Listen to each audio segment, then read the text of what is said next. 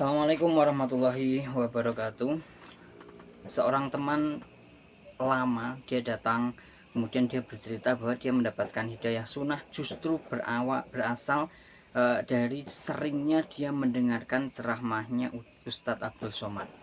Yang kita semuanya tahu, Ustadz Abdul Somad ini adalah salah satu ulamanya dari teman-teman kita Nahdlatul Ulama. Jadi satu hari dia datang.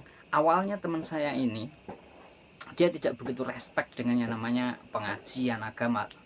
Hidupnya penuh dengan ya ala anak muda biasa, kelab malam apa segala macam. Satu hari dia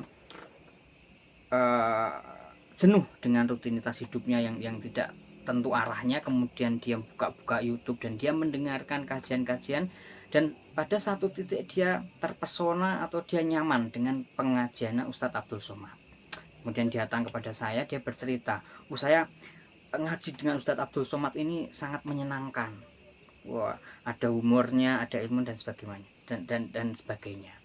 Saya tidak melarangnya, justru saya mengatakan oke, bagus, dengarkan kajiannya terus. Selang berapa bulan lagi kita ketemu lagi. Kemudian dia mengatakan, saya sudah ganti nih.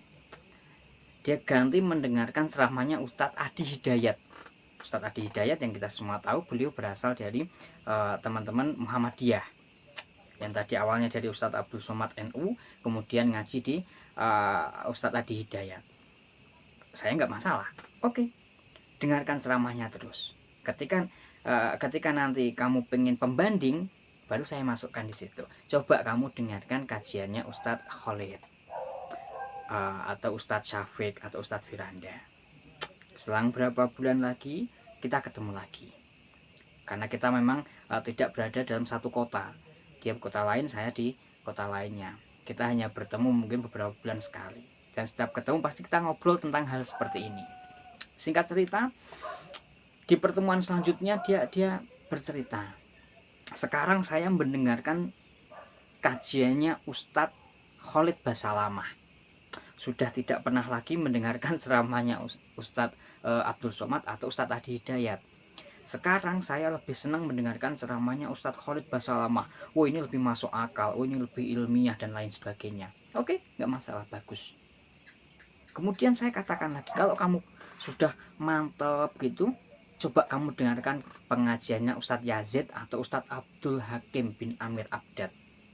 Wah, dia penasaran, karena dia sudah ada kecenderungan untuk ngaji sunnah, karena dia sudah sering mendengarkan Ustadz Khalid. Nah, dia buka di situ,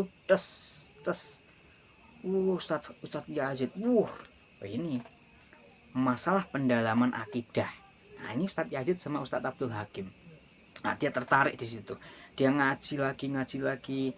Awal-awalnya memang lewat YouTube, karena dia tidak tahu di kotanya itu ada pengajian salaf atau enggak tahu. Dia hanya lewat YouTube dan dia kadang sharing kepada saya. Kemudian satu waktu lagi akhirnya dia nyaman dengan pengajian sunnah, juga dia nyaman dengan pengajian salaf seperti itu. Tapi dia tetap tidak pernah mencela Ustadz Abdul Somad ataupun Ustadz Adi Hidayat. Kenapa? Karena perjalanan dakwahnya itu lewatnya di situ. Perjalanan dakwahnya itu lewatnya dari Ustadz Abdul Somad, kemudian Ustadz Adi dan seterusnya.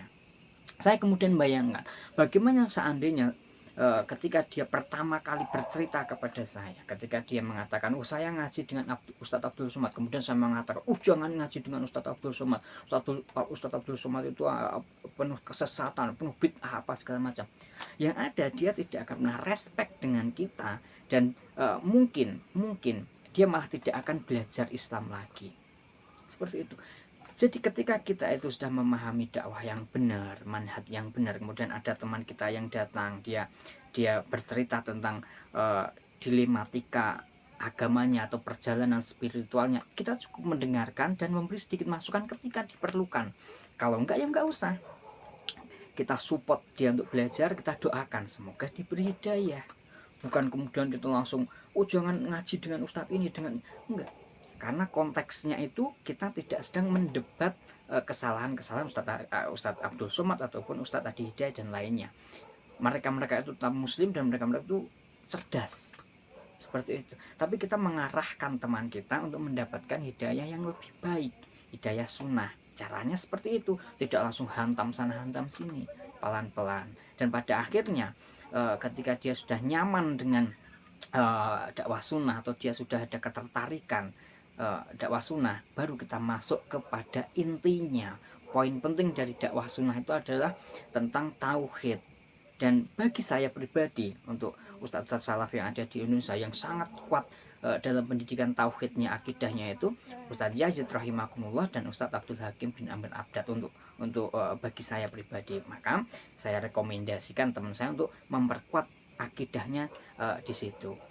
Seperti itu teman-teman. Jadi jangan pernah kita mencap buruk atau kita malah menjauhkan orang lain dari dakwah sunnah karena kebodohan kita sendiri. Kita hantam sana dan hantam sini, tidak. Bahkan ini ya, kalau kita mau jujur, Allah itu mengajarkan kepada kita untuk tidak boleh menghina atau merendahkan agama lain, tidak boleh merendahkan sesembahan orang lain yang jelas-jelas non muslim, kita tidak boleh merendahkan. Nah ini sesama muslim kita malah jangan sampai menjatuhkan harga dirinya. Perkara kemudian kita ada selisih pendapat, kita punya pendapat lain, mereka punya pendapat lain, itu hal yang wajar. Dan ada masanya, ada waktunya untuk itu diperdebatkan, tapi ada masanya itu untuk kita beri ruksoh. Sebanyak apapun kebid'ahan ataupun pelencengan yang mereka lakukan, mereka tetap muslim, kita tetap bersaudara, mereka punya hak-hak sesama muslim untuk kita. Sekali lagi, bahwa jangan sampai kita malah menjauhkan orang dari dakwah salaf, dakwah sunnah, karena kebodohan kita dalam menanggapi fenomena perjalanan spiritual dari orang-orang di sekitar kita, terutama teman-teman kita. Jadilah lebih bijak, jadilah lebih berlapang dada, dan jadilah lebih menjadi manusia yang manusiawi. Seperti itu.